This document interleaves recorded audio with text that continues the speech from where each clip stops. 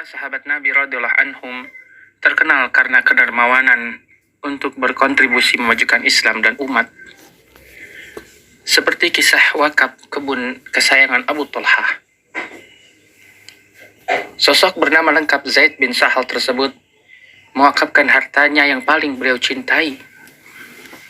Beliau berasal dari kalangan Ansar dan memiliki kebun bernama Bayruha yang letaknya tidak jauh dari Masjid Madinah.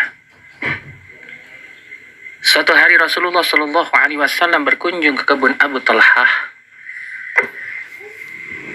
Saat beliau berteduh dan meminum air, turun ayat Al-Quran yang berbunyi, "Sekali-kali kamu tidak sampai pada kebaikan yang sempurna sebelum kamu menafkahkan sebagian harta yang kamu cintai."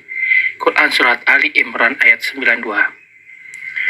Ayat tersebut sampai di telinga Abu Talha. Lalu ia mendatangi Rasulullah Shallallahu Alaihi Wasallam yang sedang beristirahat untuk menjelaskan niat baiknya.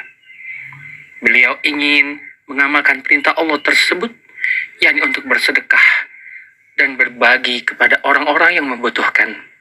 Beliau berkata, "Ya Rasulullah, aku ingin mengamalkan apa yang diperintahkan Allah Subhanahu wa Ta'ala, yakni untuk menyedekahkan apa yang kita cintai, dengan harapan mendapatkan kebaikan sekaligus sebagai simpanan di sisi Allah. Maka ambillah dan letakkan ia di tempat yang pantas menurutmu. Terimalah kebun Bayruha, satu-satunya harta yang aku miliki sebagai sedekah. Aku serahkan kepada Anda untuk dibagi-bagikan kepada orang yang membutuhkan."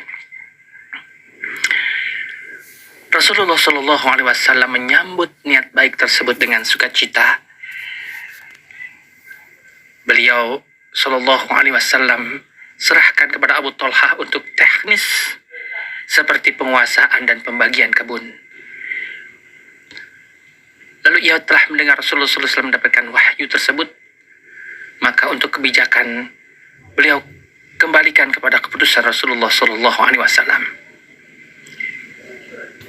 Maka Rasulullah Shallallahu Alaihi Wasallam berkata, "Inilah harta yang diberkahi.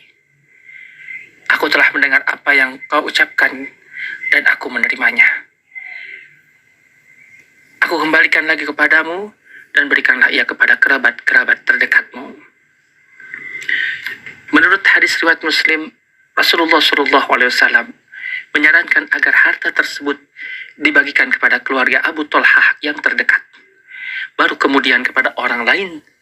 Lalu Abu Talha turut memberikan bagian kebun kepada Rasulullah Shallallahu Alaihi Wasallam. Kemudian Rasulullah Shallallahu Alaihi Wasallam juga memberikan bagiannya kepada penyair Hasan bin Thabit al-Ansari, kemudian Zaid bin Thabit dan Ubay bin Ka'ab radhiyallahu anhum. Itulah kisah wakaf kebun produktif dari Abu Talha yang mudah-mudahan menjadi inspirasi semasa hidup beliau, yakni Abu Talha, senantiasa menyeimbangkan antara dunia dan akhirat secara cerdas. Beliau tidak juga acuh pada lingkungannya, sehingga Rasulullah Shallallahu Alaihi Wasallam senang saat Abu Talha mewakafkan hartanya. Allahu Ta'ala a'lam.